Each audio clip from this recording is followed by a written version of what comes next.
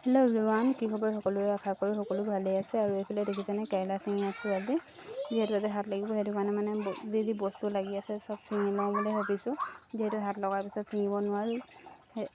আৰু আপোনালোকৰ সেইফালে এইটো নিয়ম আছে নাই বাৰু জনাবচোন দেই, হাত লগাৰ পিছত যে বস্তুবিলাক ছিঙিব নোৱাৰি।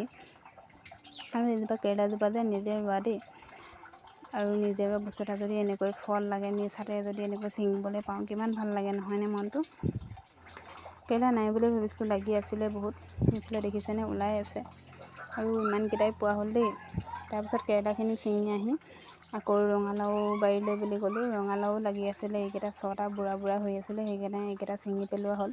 আৰু লাগি আছে বাৰু সৰু সৰু। আৰু এইফালে মেৱটো পাৰি ল'লোঁ, এটাই আছিলে।